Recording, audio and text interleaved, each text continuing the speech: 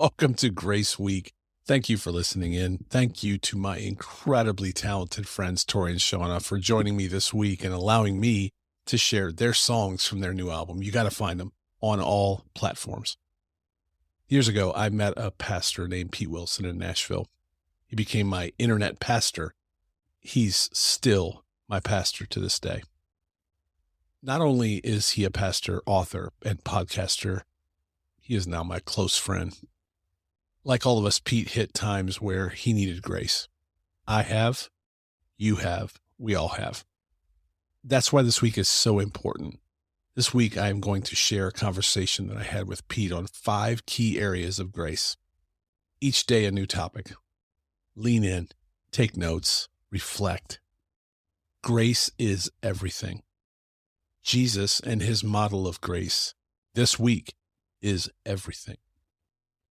If you hear something that challenges you, moves you, impacts you, please share that with one of your friends as well. Welcome to Grace Week on Unscripted. When I think about you,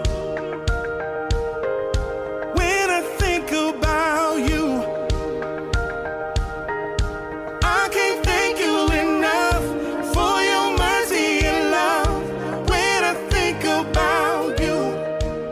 Welcome to the Unscripted Podcast. We're Tori and Shauna, and you're listening to our song called When I Think About You. Available on Spotify, Apple Music, or wherever you enjoy your favorite songs. But for now, let's listen in to your host And our friend, Aaron Conrad.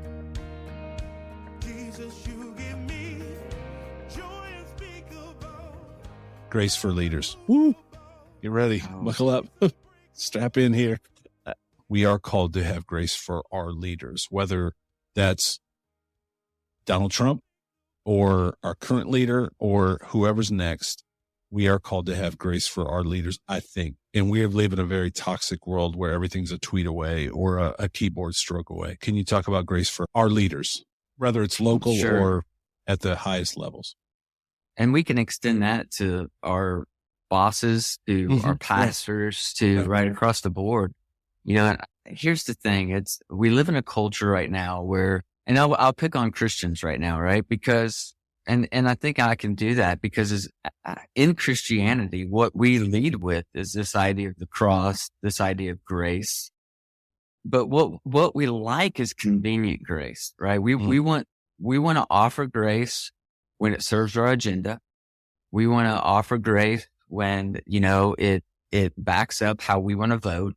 We want to extend, you know, grace when it makes us look good, when it makes our church look good, right? So we want this convenient grace, but the reality is in any time you start trying to get selective over who you offer grace to and who you don't. In other words, I'm going to have grace for Biden because I believe in his ideology, but no grace for Trump because I don't believe in his ideology. But here's the thing. The moment you put an asterisk next to grace, it ceases to be grace. I don't know what it becomes in that moment, but it's no longer grace. You know, you don't get to pick and choose. The idea and the concept of grace is for all of humanity.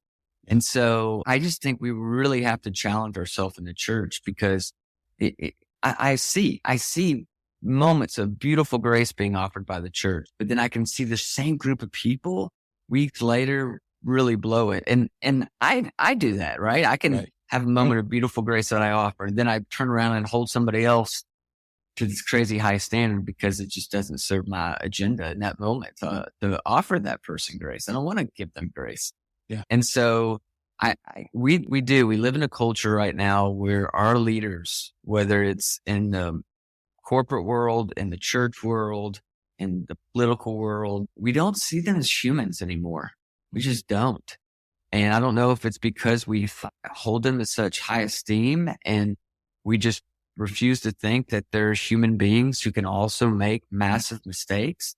But I don't know. I just, you know, I was at headline one day and I watch the headline changes every week. It's the same thing, just a different name of a different pastor, different name of a different politician. And yet every time we act like we're absolutely shocked that that person could make such a bad decision. But they're human beings in high pressured situations. You know, we live in a world where the unseen is very real. Mm. And we're told in scripture that there's a battle going on. It's not flesh and blood. And so I don't know why we're so surprised, you know, when people fall and people make mistakes, especially our leaders. I've always been intrigued by that in my life, is people that we put on this huge pedestal, and then we can't wait to, being society, I guess, tear down and then come with our pitchforks and torches to say, how could you do that? Well, we put you in this position in the first place. It's such a weird cycle, but I think we do need to give grace to our leaders, no matter what side of the aisle you're on. And you're on a side. I mean, that's just where we are as a country. Sure. Thank you all for joining me this week for Grace Week. This week, we get to share the music of Tori and Shauna. And I want to first start off with the single that we're going to share all week long, but we have a very special surprise for you on Easter Sunday. So you want to come back for episode 7. But today, I want to share a very special song. I have known about this song for months, and it's been so hard because there's been a lot of people that have gone through things in their life, and I wanted to share the song with them, but we just couldn't yet. I'm so excited to share The Lord is Close from my friends Tori and Shauna. Their brand new album comes out Good Friday, and I want y'all to follow them on Apple, Spotify, wherever you listen to music. Follow Tori and Shauna because their brand new album comes out on Good Friday. But for today, please enjoy this song.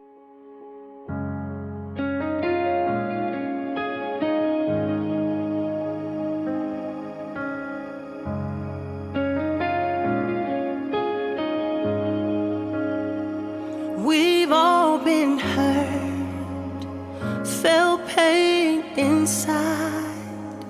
That's when our worship should be magnified. 'Cause God is greater than any storm, and He is closer when we feel alone.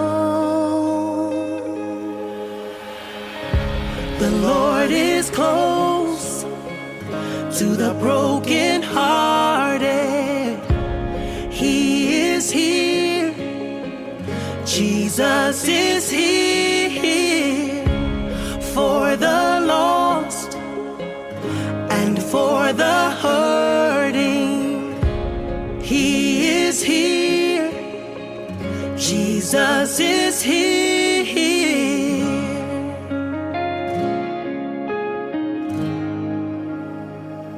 So lift up your head, oh broken hearted. Sing through the pain, give it to the Father. 'Cause God is greater than any storm. He is closer when we feel alone. Hey, the Lord is